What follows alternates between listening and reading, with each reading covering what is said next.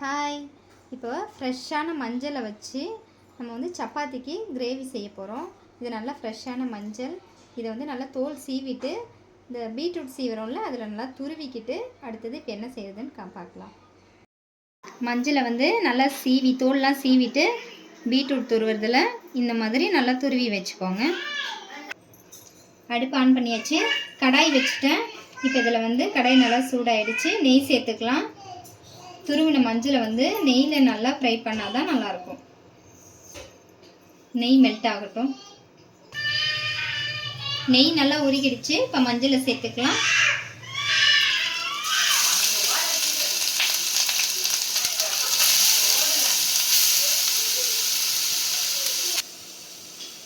மஞ்சள் வந்து நல்லா பச்சை வாசனை போகிற வரைக்கும் நல்லா நெய்யில் வந்து நல்லா ஃப்ரை பண்ணிடலாம்.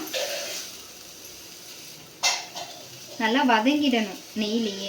எண்ணெய்லாம் ஊற்றக்கூடாது. நெய்யில் ஃப்ரை பண்ணால் தான் நல்லாயிருக்கும். வாசனையும் நல்லாயிருக்கும், டேஸ்ட்டுமே நல்லாயிருக்கும். இப்போ கிரேவிக்கு தேவையான மசாலா ரெடி பண்ணிடலாம். ஒரு 3 வெங்காயம், 2 பச்சை மிளகாய், ஒரு சின்ன துண்டு இஞ்சி, 5-6 பல் பூண்டு. இதை வாப்பரில் போட்டு ரொம்ப நைஸாக இருக்கக்கூடாது, ரொம்ப பெருசாகவும் இருக்கக்கூடாது. நல்லா கொஞ்சம் பொடி பொடியாக கட் பண்ணிவிட்டு நம்ம கிரேவி செய்ய ரெடி பண்ணலாம். இது சாப்பரில் போட்டு ஃபஸ்ட்டு கட் பண்ணிடலாம். மஞ்சள் வந்து இப்போ ரெடி ஆகிடுச்சு. இப்போ இதை வந்து நான் எடுத்துடலாம், ஆஃப் பண்ணிடலாம். இப்போ அடுப்பை. இப்போ கடாய் சூடாகிடுச்சு.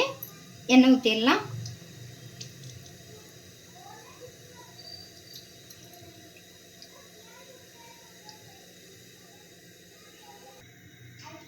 எண்ணெய் சூடாகிடுச்சு.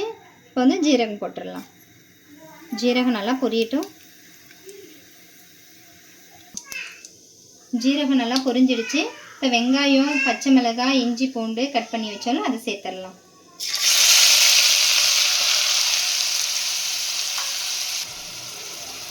நல்லா வதக்கிடலாம்.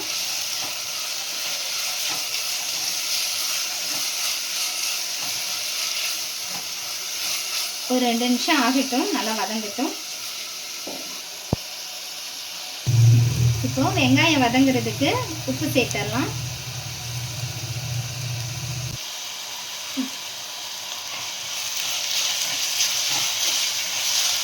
இதுக்கு தக்காளிலாம் சேர்க்கக்கூடாது. தக்காளி சேர்த்தாவே இது வந்து ஒரு மாதிரி புளிப்பு ஸ்மெல் வர மாதிரி, புளிப்பு டேஸ்ட் வர மாதிரி இருக்கும்.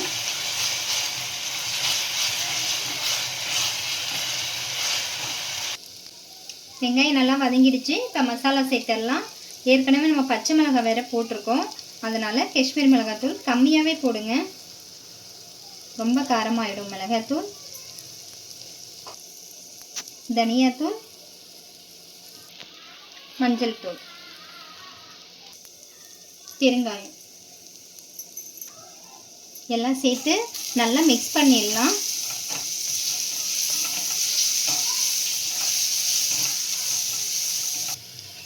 அடுத்தது பச்சை பட்டாணி சேர்த்துக்கலாம்.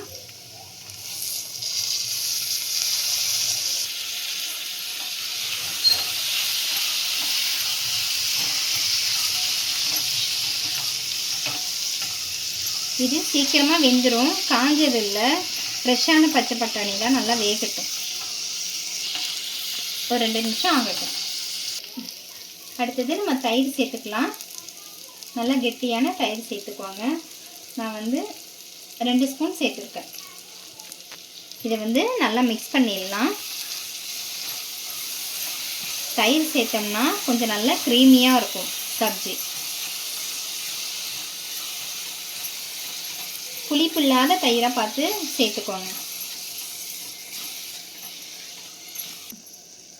இப்போ அடுத்தது நம்ம நெய்யில் வந்து ஃப்ரை பண்ணி வச்ச மஞ்சளை சேர்த்துக்கலாம். சேர்த்து நல்லா மிக்ஸ் பண்ணிடலாம்.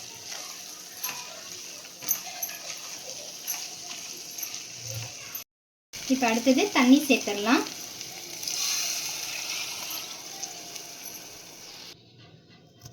ஃபஸ்ட்டு 1 கப் ஊற்றினேன். இப்போ வந்து ஒரு 1/4 கப் தண்ணி ஊற்றிருக்கேன்.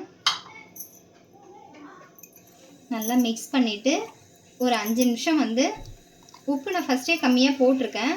இப்போ வந்து உப்பு செக் பண்ணி பார்த்துட்டு உங்களுக்கு தேவைன்னா உப்பு போட்டுக்கோங்க. ஒரு 5 நிமிஷம் ஆகட்டும். எனக்கு உப்பு திட்டமாக இருக்குது. இப்போது கிரேவி ரெடி ஆகிடுச்சு. எண்ணெய் நல்லா பிரிஞ்சு வந்துடுச்சு. இப்போ லாஸ்ட்டாக வந்து கசூரி மேத்தியை வந்து லைட்டாக க்ரஷ் பண்ணி வச்சுருக்கேன். இப்போ அதை ஆட் பண்ணிடலாம். ரொம்ப நிறைய சேர்க்கக்கூடாது, கசக்கும். இதை நல்லா மிக்ஸ் பண்ணிவிட்டு லாஸ்ட்டாக இறக்கும்போது தான் அதை சேர்க்கணும், இல்லாட்டி கசக்கும். மிக்ஸ் பண்ணியாச்சு. இப்போ அடுப்பு ஆஃப் பண்ணிடலாம். ரெடி ஆகிடுச்சு. இப்போது மஞ்சள் கிரேவி, ஃப்ரெஷ்ஷான மஞ்சள் கிரேவி ரெடி ஆகிடுச்சு. நீங்களும் இந்த மாதிரி ட்ரை பண்ணி பாருங்கள்.